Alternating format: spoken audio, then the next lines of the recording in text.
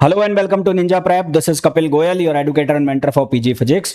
HPPSC assistant professor exam के लिए preparation कर रहे हो तो आपको ये पता ही होगा कि जो एप्लीकेशन डेट्स है वो इंक्रीज कर दी गई है।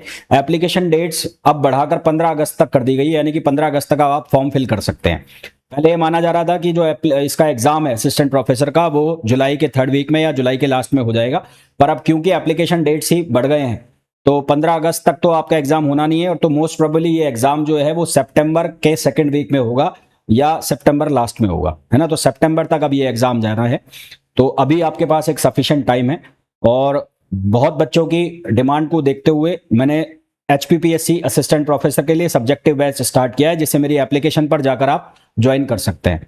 इस बैच में आपको बहुत सारे सब्जेक्टिव क्वेश्चंस देखने को मिलेंगे और लगातार ऐड ऑन हो ही रहे हैं, तो इन क्वेश्चंस के साथ आप अपनी प्रैक्टिस कर सकते हैं। ये क्वेश्चंस जो हैं स्टैंडर्ड क्वेश्चंस हैं जो बार बार आपके जो पीजी वाले एग्जाम्स में उनमें पूछे गए हैं, या फिर जो पब्लिक सर्विस कमीशन के एग्जाम है वो हैं, या स्टैंडर्ड बुक्स के जो क्वेश्चन है वो हैं। तो ये सारे क्वेश्चंस आपको बहुत यूजफुल होने वाले हैं।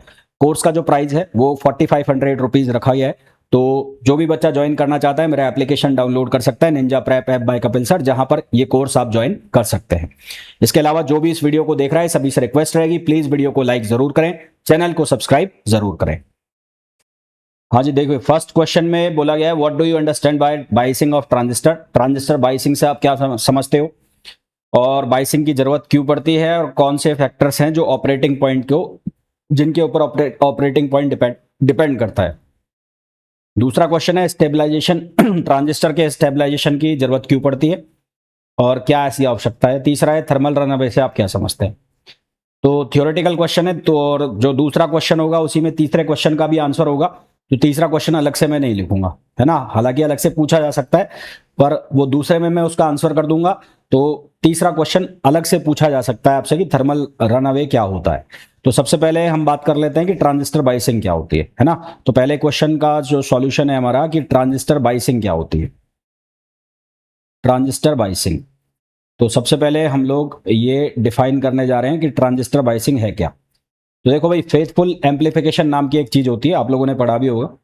तो फेथफुल एम्पलीफिकेशन के लिए ट्रांजिस्टर के अंदर फेथफुल एम्पलीफिकेशन मतलब कि हमारे पास जो वीक सिग्नल है उसका प्रॉपरली जो क्या होता रहे, उसकी स्ट्रेंथ बढ़ती रहे, तो और उसमें जो उसका क्या एम्पलीट्यूड है वो लगभग बराबर आता रहे, चाहे वो पॉजिटिव साइकिल हो चाहे वो नेगेटिव साइकिल हो। तो फेथफुल एम्पलीफिकेशन के लिए हमारे पास 3 कंडीशन सेटिस्फाई होनी चाहिए। पहला है कि proper zero signal current collector current हो। दूसरा है कि प्रॉपर बेस एमिटर वोल्टेज हो, है ना, एमिटर किसी भी इंस्टेंट के ऊपर। और तीसरा है प्रॉपर कलेक्टर एमिटर वोल्टेज हो किसी भी इंस्टेंट के ऊपर। तो ये 3 कंडीशन को फुलफिल करना ही क्या कहलाता है, ट्रांजिस्टर बाइसिंग कहलाता है। इन शॉर्ट अगर मैं बोलूं कि proper flow of zero signal current का प्रॉपर फ्लो होना, और प्रॉपर एमिटर कलेक्टर वोल्टेज का मेंटेन करना। प्रॉपर एमिटर कलेक्टर वोल्टेज को मेंटेन करना जब सिग्नल पास हो रहा हो, तो उसको हम क्या नाम देते हैं, ट्रांजिस्टर बाइसिंग नाम देते हैं। क्या नाम देते हैं, ट्रांजिस्टर बाइसिंग।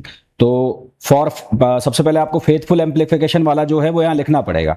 तो for faithful amplification, for faithful amplification there are 3 necessary condition to satisfy. there are there are 3 basics, 3 basic condition 3 basic condition must satisfy,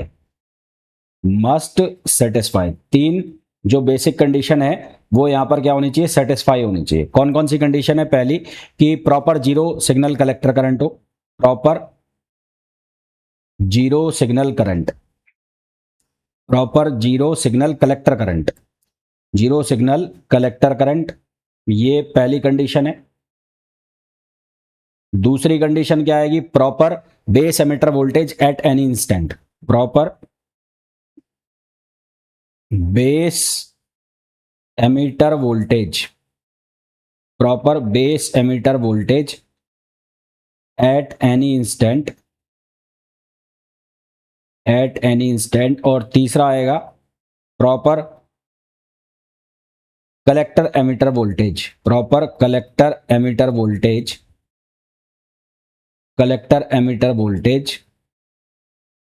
eight any instant, at any instant, तो किसी instant पर collector emitter voltage properly maintain हो, base emitter voltage collector properly maintain हो और zero signal collector current properly maintain हो, तो इन conditions की fulfilment करना ही उसको हम क्या नाम देते हैं, ट्रांजिस्टर बायसिंग नाम देते हैं। तो it is the fulfilment, it is the fulfilment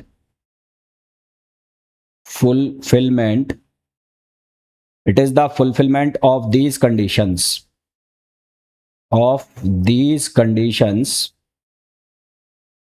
which is known as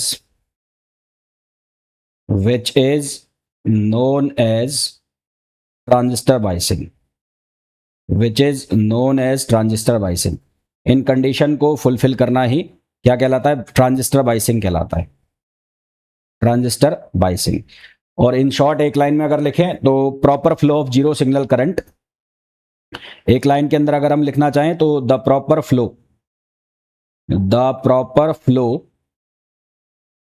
of zero signal current, zero signal collector current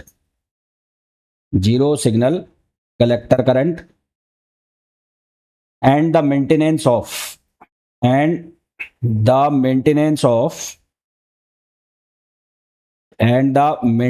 of proper collector emitter voltage,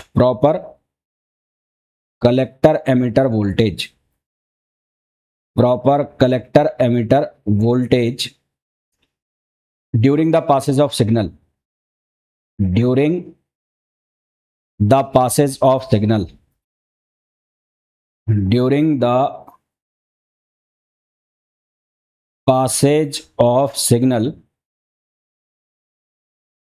is known as transistor biasing,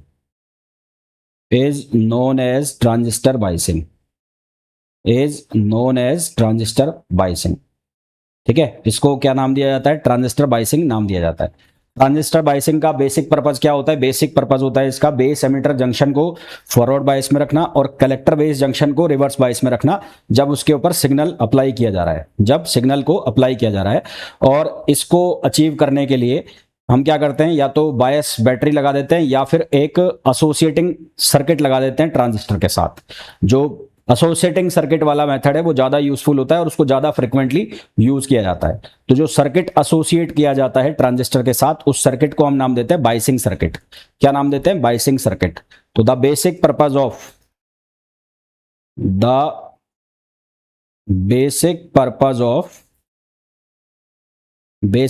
of transistor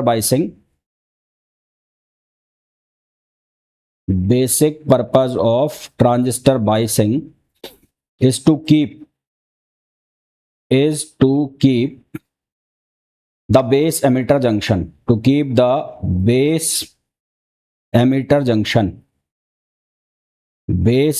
junction, properly forward biased,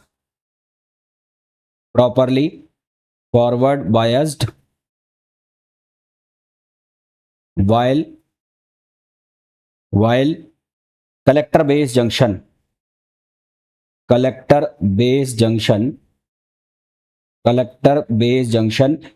is properly reverse biased. Collector base junction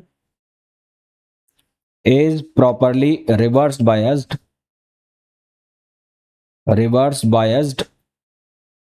during the application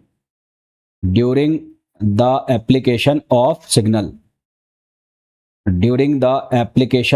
signal, and to achieve it,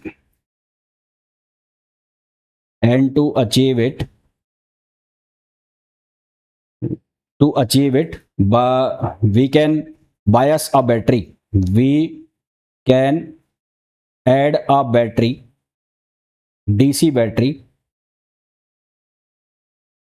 known as biased battery,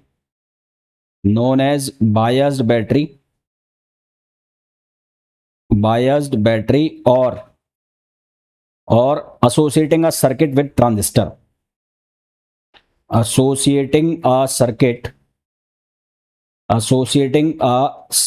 with transistor। तो transistor के साथ एक circuit associate कर दो या battery को associate कर दो। जो बाद वाला है मेथड जिसमें ट्रांजिस्टर के साथ सर्किट एसोसिएट किया जा रहा है वो ज़्यादा यूज़ किया जाता है ना। तो जो सर्किट एसोसिएट किया जाता है उसको हम बोलते हैं biasing circuit. The latter method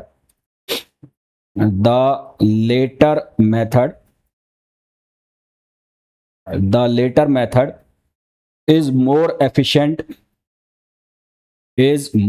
efficient and is frequently employed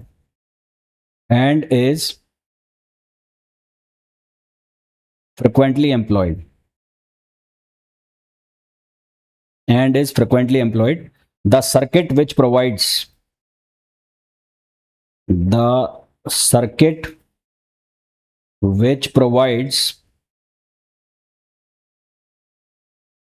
transistor biasing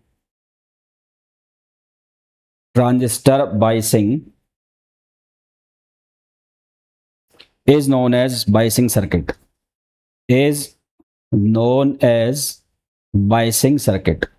तो ये जो सर्किट है इसको हम क्या नाम देते हैं, इसको हम नाम देते हैं बाइसिंग सर्किट। ठीक है, तो ये तो हमारा यहां तक क्वेश्चन हो गया कि बाइसिंग की जरूरत क्यों है और बाइसिंग किसको कहते हैं। अब हमें एक और इसमें पूछा गया है कि वो फैक्टर कौन से हैं जिनके ऊपर ऑपरेटिंग पॉइंट डिपेंड करता है। तो ऑपरेटिंग पॉइंट डिपेंड्स ऑन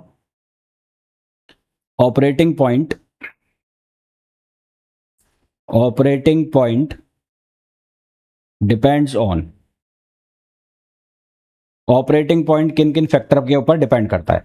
तो ऑपरेटिंग पॉइंट जो है वो डिपेंड करता है किसके ऊपर, सबसे पहले ट्रांजिस्टर का सिलेक्शन, आपका ट्रांजिस्टर जो है वो कैसा सिलेक्ट किया है आपने।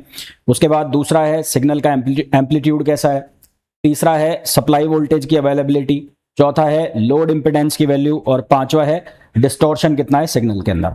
ठीक है, तो पहला आ जाएगा selection of the transistor, selection of the transistor. दूसरा आ जाएगा हमारे पास एम्पलीट्यूड ऑफ सिग्नल,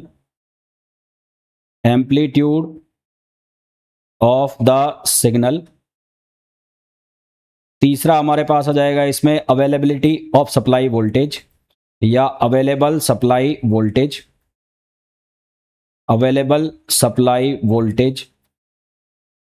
चौथा इसके अंदर हमारे पास आ जाएगा value of load impedance,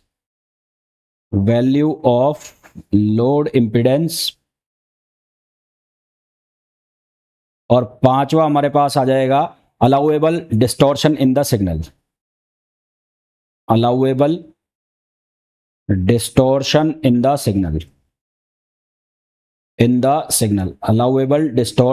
the signal. तो ये पांच चीजें हैं जिनके ऊपर डिपेंड करेगा। पहला हो गया सिलेक्शन, ट्रांजिस्टर का आपने कैसे किया है, सिग्नल का एम्पलीट्यूड कितना है, सप्लाई वोल्टेज जो अवेलेबल है वो कितनी है, लोड इंपेडेंस की वैल्यू क्या है, और उसके बाद जो डिस्टॉर्शन अलाउ है वो कितना है। तो इन पांच चीजों के ऊपर डिपेंड करेगा ऑपरेटिंग पॉइंट। तो ये कंप्लीट हो जाता है हमारा पहला वाला क्वेश्चन। अब दूसरा जो क्वेश्चन है उसी में तीसरे का आंसर भी है, तो दूसरा ही करेंगे।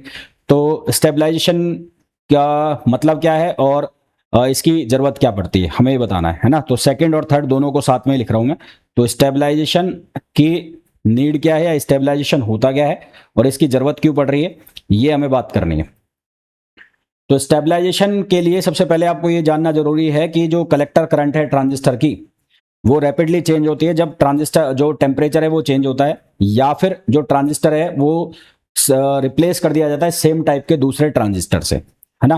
तो सेम टाइप के दूसरे ट्रांजिस्टर से भी रिप्लेस कर देंगे तो इनहेरेंट कंडीशंस तो अलग अलग होती हैं, यानी कि आंतरिक कंडीशंस अलग अलग होती है, जिसकी वजह से जो पैरामीटर्स है उसके अंदर वेरिएशन आ सकते हैं। तो इस वजह से ओवरऑल कलेक्टर करंट के अंदर क्या आता है, चेंज आ जाता है। तो कलेक्टर करंट के अंदर चेंज आएगा तो क्यू पॉइंट जो है वो हिल जाएगा, और क्यू पॉइंट को ही हमें मेंटेन रखना है। सारी कहानी किस बात की है कि क्यू पॉइंट को आपको स्टेबलाइज रखना है। तो स्टेबलाइजेशन क्यों जरूरी है, तो सबसे पहले स्टेबलाइजेशन जरूरी क्यों है वो आपको पता लग गया कि कलेक्टर करंट जो है वो वेरी कर रही है किसके साथ, टेम्परेचर के साथ, और ट्रांजिस्टर को अगर आप रिप्लेस कर रहे हो तो आपको क्या करना है, कलेक्टर करंट को पकड़ के रखना है, यानी कि कांस्टेंट रखना है। तो कलेक्टर करंट को अपनी जगह पर बनाए रखना है ना, ऑपरेटिंग पॉइंट यानी कि क्यू पॉइंट को इंडिपेंडेंट रखना टेम्परेचर चेंज से, या ट्रांजिस्टर के वेरिएशन में पैरामीटर से इंडिपेंडेंट रखना, उसी को हम क्या कहते हैं, स्टेबलाइजेशन कहते हैं। तो द कलेक्टर करंट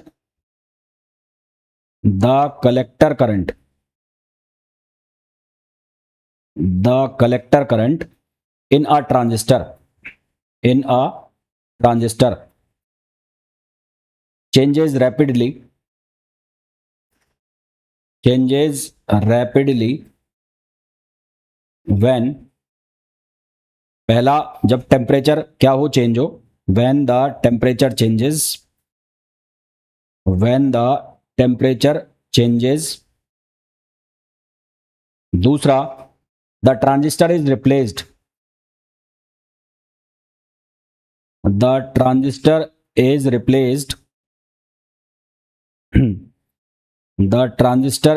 replaced, एक मिनट पेन चेंज कर लेता हूं,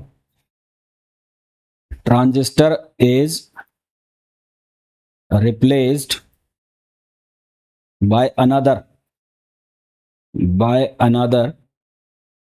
of the same type. This is due to the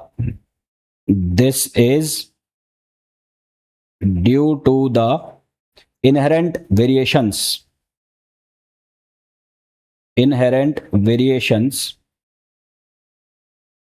of transistor parameters.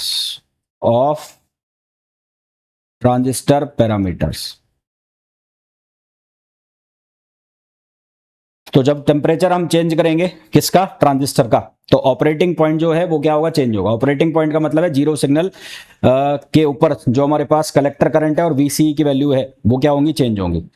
और फेथफुल एम्पलीफिकेशन के लिए ये जरूरी है कि जो ऑपरेटिंग पॉइंट है वो अपनी जगह पर क्या रहे, फिक्स रहे। तो ऑपरेटिंग पॉइंट को ये जो दो पैरामीटर्स हैं, टेम्परेचर और जो ट्रांजिस्टर चेंज है, इन दोनों से इंडिपेंडेंट रखना पड़ेगा। तो इन दोनों से इंडिपेंडेंट रखने की प्रोसेस को स्टेबलाइजेशन कहते हैं। तो when temperature changes when the temperature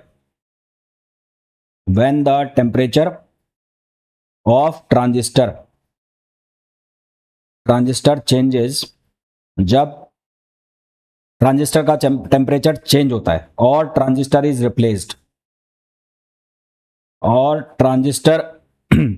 replaced और या फिर जो ट्रांजिस्टर है वो क्या होता है, रिप्लेस होता है, then operating point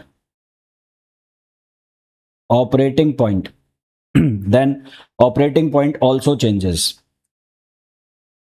operating point है वो भी क्या होता है, चेंज होता है। And for faithful amplification,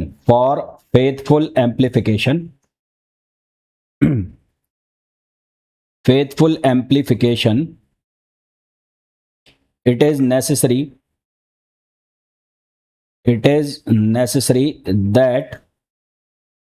that operating point remains fixed. Faithful amplification के लिए जरूरी है कि ऑपरेटिंग पॉइंट क्या हो, फिक्स रहे। तो ऑपरेटिंग पॉइंट को फिक्स रखना है तो इनसे इंडिपेंडेंट रखना पड़ेगा, किससे, टेम्परेचर चेंज से और जो ट्रांजिस्टर का रिप्लेस करने की प्रोसेस है उससे। The process of making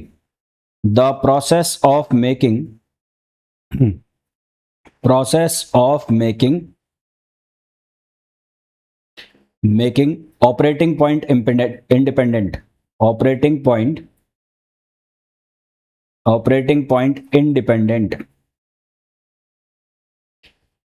of temperature change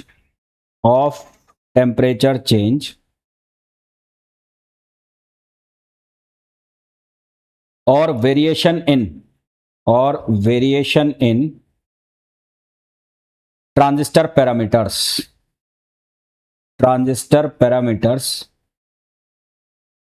variation in transistor parameters is known as stabilization.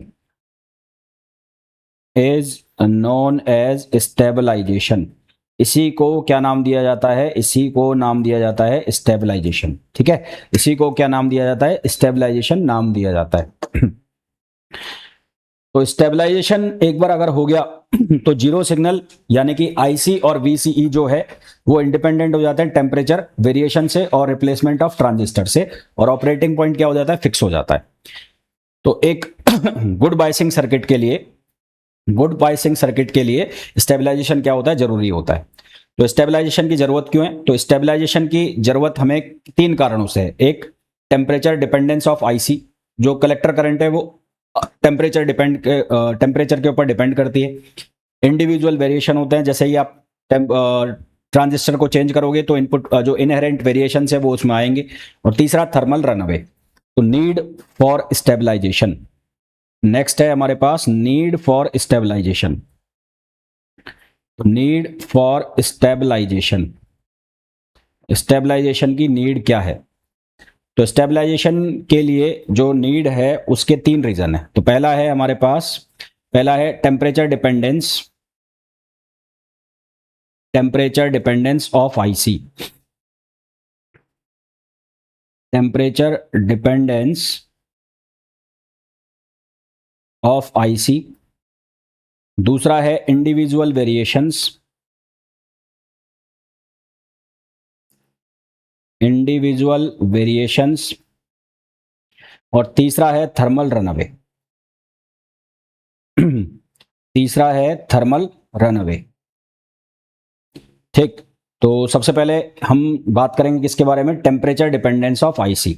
तो सबसे पहले हम डिस्कस करेंगे किसको? Temperature dependence of IC, temperature dependence of IC. IC की टेम्परेचर के ऊपर डिपेंडेंस। आईसी मतलब कलेक्टर करंट। तो collector current in C circuit, collector current, collector current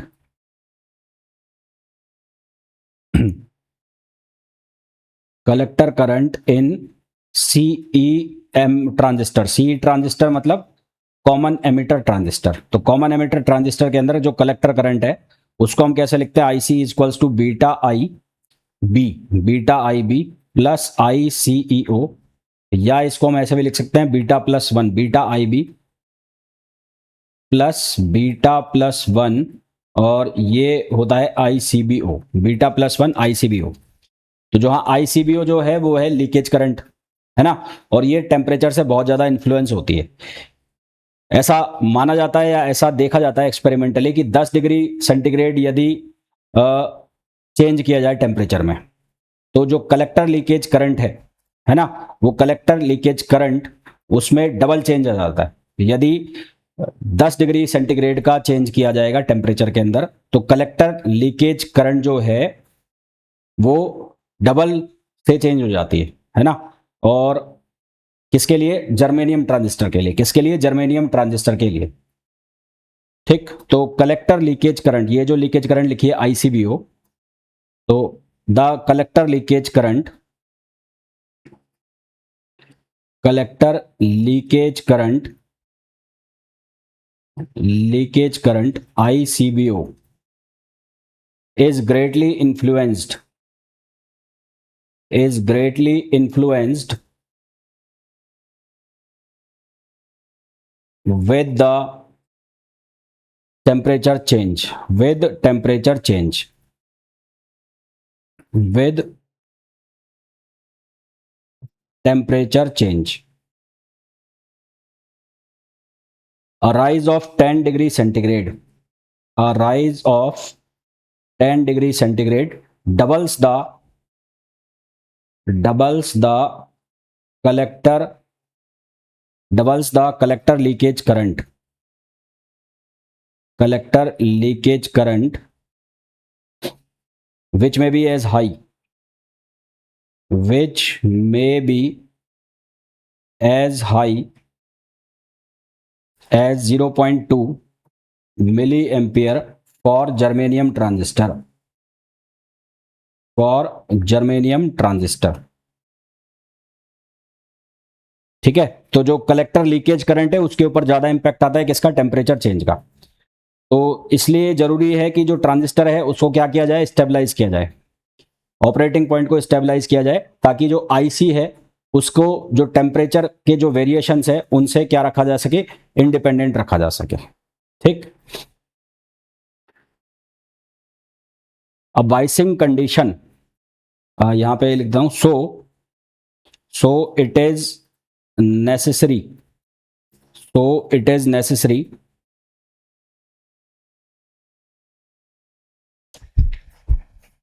एक minute. So it is necessary to stabilize the transistor in order to keep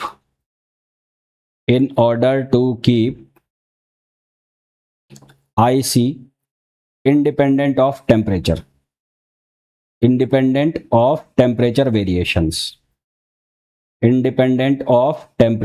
variations. ठीक है, ये तो हो गया पहला पॉइंट. अब दूसरा जो पॉइंट है इसमें, वो दूसरा पॉइंट कौन सा है? Temperature individual variation. दूसरा जो पॉइंट है वो कौन सा है? इंडिविजुअल वेरिएशन, यानी कि अगर हम ट्रांजिस्टर को रिप्लेस कर दें. दूसरा पॉइंट है इंडिविजुअल वेरिएशंस, यानी कि अगर आप क्या कर रहे हो? ट्रांजिस्टर को रिप्लेस कर रहे हो. ठीक है, रिप्लेस कर रहे हो. तो जो वैल्यू ऑफ बीटा है और वैल्यू ऑफ बीई है, वीबीई का मतलब बेस एमिटर वोल्टेज, ये दो सेम ट्रांजिस्टर के लिए भी सेम नहीं रहती, ये अलग अलग हो सकती है. इसके अलावा यदि टेम्परेचर को इंक्रीज किया जाएगा तो जो वीबीई की वैल्यू है वो डिक्रीज भी होती है. जब टेम्परेचर को इंक्रीज किया जाता है तो वीबीई की वैल्यू क्या होती है? डिक्रीज होती है. और जब एक ट्रांजिस्टर सेम टाइप के दूसरे ट्रांजिस्टर से रिप्लेस किया जाएगा तो बीटा और वीबीई के अंदर वेरिएशन होंगे, और बीटा और वीबी के अंदर वेरिएशन होंगे तो उसकी वजह से ऑपरेटिंग पॉइंट के अंदर भी क्या आएंगे? चेंज आएंगे. तो ऑपरेटिंग पॉइंट को हमें स्टेबलाइज रखना है, तो this necessitates to stabilize the operating point. तो इसके लिए हमें ऑपरेटिंग पॉइंट को स्टेबलाइज रखना पड़ेगा ताकि जो कलेक्टर करंट है उसको जो ट्रांजिस्टर पैरामीटर में आ रहे वेरिएशंस हैं उससे इंडिपेंडेंट रखा जा सके. तो the value of beta,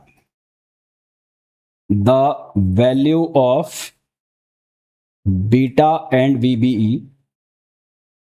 VBE are not exactly the same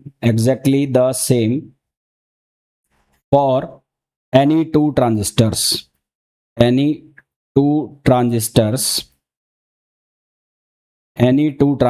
even of the same type. यदि वो सेम टाइप के ट्रांजिस्टर भी हैं तो भी बीटा और वीबी की वैल्यू अलग अलग होगी. Further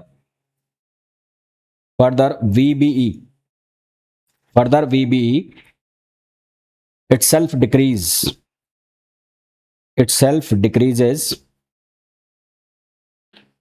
when temperature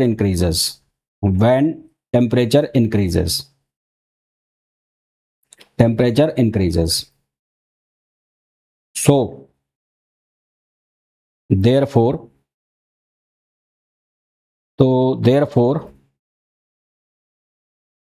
when a transistor replaced by a same type of transistor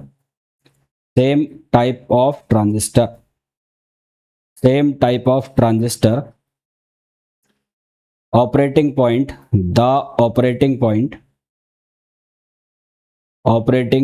changes. This necessitates मतलब इसलिए आवश्यकता पड़ती है. This necessitates the stabilization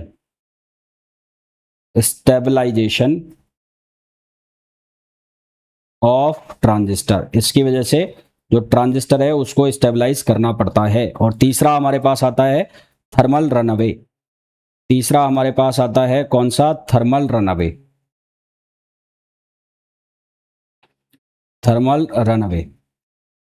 thermal runaway के लिए कलेक्टर करंट का वापस से फॉर्मूला लिखेंगे. तो सी कॉन्फ़िगरेशन के लिए कलेक्टर करंट, तो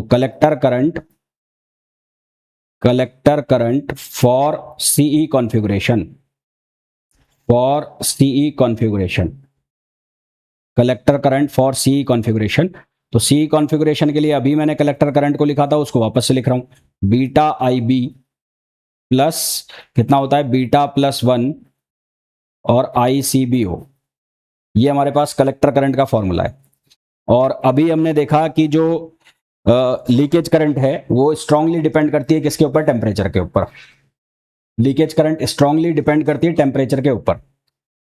और जब कलेक्टर करंट जनरेट होगी, ऑब्वियस सी बात है वो तो जनरेट होगी, तो कलेक्टर करंट जब जनरेट होगी तो उसकी वजह से ट्रांजिस्टर में हीट बनेगी, और ट्रांजिस्टर में अगर हीट बनेगी तो उसकी वजह से टेम्परेचर जो है वो बढ़ेगा, और टेम्परेचर यदि बढ़ गया और स्टेबलाइजेशन आपने नहीं कर रखा है तो कलेक्टर लीकेज करंट जो है वो भी बढ़ जाएगी, और कलेक्टर लीकेज करंट बढ़ गई तो ओवरऑल जो कलेक्टर करंट है उसकी वैल्यू इंक्रीज हो जाएगी, क्योंकि कलेक्टर लीकेज बढ़ेगी तो बीटा प्लस 1 से वो कलेक्टर लीकेज करंट को जो कलेक्टर करंट है उसको बढ़ा देगी, तो कलेक्टर करंट को वो बढ़ा देगी तो जो हमारे पास जो क्या है ऑपरेटिंग पॉइंट वो क्या होगा? चेंज हो जाएगा। तो उसकी वजह से जब आईसी जब इंक्रीज हो रहा है टेम्परेचर के साथ, है ना, तो उसकी वजह से ऑपरेटिंग पॉइंट क्या हो रहा है? शिफ्ट हो रहा है, और जैसे जैसे कलेक्टर करंट बढ़ता जाएगा तो टेम्परेचर क्या होता जाएगा? बढ़ता जाएगा, और टेम्परेचर यदि बढ़ता जाएगा तो जो ट्रांजिस्टर है वो जल जाएगा। तो एक अनस्टेबलाइज ट्रांजिस्टर का सेल्फ डिस्ट्रक्शन होना, अनस्टेबलाइज ट्रांजिस्टर का जल जाना क्या कहलाता है? थर्मल रनअवे कहलाता है। क्या कहलाता है? Thermal runaway. तो we know that we know that we know that ICBO ICBO का मतलब है leakage current is strongly depends on temperature, strongly depend on temperature when collector current flow of collector the flow of collector current the flow of collector current flow of collector current produces heat in transistor, produces heat in transistor. This raise the temperature, this raise the temperature, this raise the temperature, and if no stabilization, and if no stabilization, and if no stabilization is done,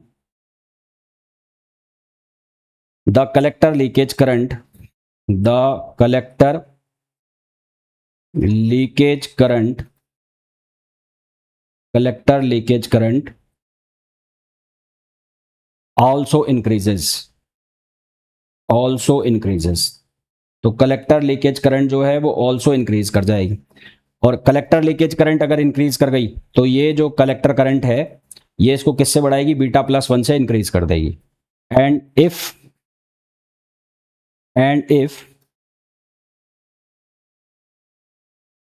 if ICBO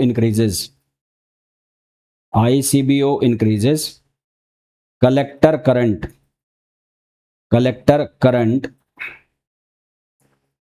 increased by beta plus 1 of ICBO, ICBO की beta plus 1 value से increase करेगी, और beta की value हम जानते हैं कि 20 से 500 के बीच में होती है, बहुत ज़्यादा होती है।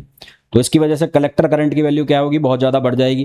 कलेक्टर करंट की वैल्यू बहुत ज़्यादा बढ़ेगी तो हीट बहुत ज़्यादा बढ़ेगी, हीट बहुत ज़्यादा बढ़ेगी तो टेम्परेचर बहुत ज़्यादा बढ़ेगा, टेम्परेचर बहुत ज़्यादा बढ़ेगा तो ICBO और इंक्रीज होगा, है ना। तो ये जो इफेक्ट है ये कम्युलेटिवली ऐड होता जाएगा, और कुछ ही सेकेंड्स में जो कलेक्टर करंट है बहुत ज़्यादा लार्ज होती जाएगी, और जिसकी वजह से ट्रांजिस्टर क्या होगा? जल जाएगा। तो this effect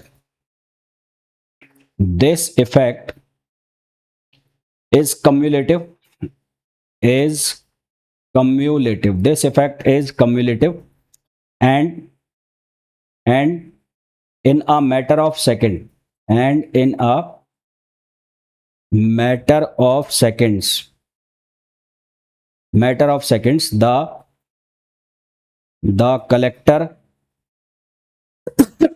collector current becomes very large, the collector current may become very large collector current may become very large, causing the transistor to burn out. Causing the transistor to burn out. तो transistor जो thermal runaway है वो क्या हो गया, वो हो गया self destruction of unstabilize transistor. तो the self destruction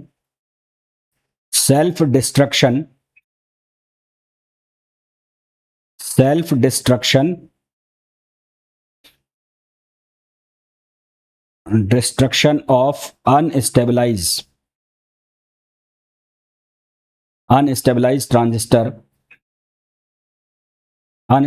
transistor is known as thermal runaway.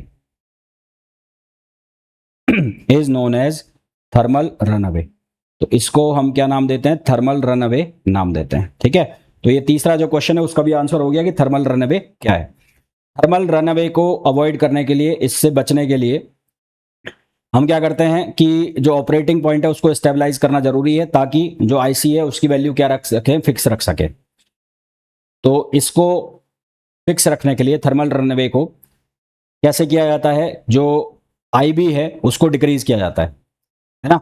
Circuit में मॉडिफिकेशन करके आईबी की जो वैल्यू है उसको डिक्रीज किया जाता है. तो आईबी की वैल्यू जब डिक्रीज होगी तो ओवरऑल बीटा आईबी से वो डिक्रीज हो जाएगी.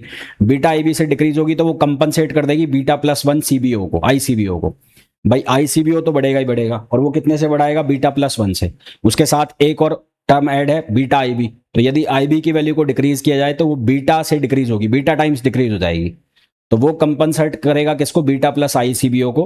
तो इस तरह से जो कलेक्टर करंट है वो इंक्रीज होने से बच जाएगी. ठीक है, तो ये जितने भी क्वेश्चंस हैं उनके मैंने आंसर कर दिए, और आई होप सभी क्वेश्चंस आपको बहुत अच्छे से समझ आ गए होंगे. और फिर भी आपको कोई डाउट है तो आप पूछ सकते हैं. मिलते हैं नेक्स्ट वीडियो में. Till then thank you, bye bye.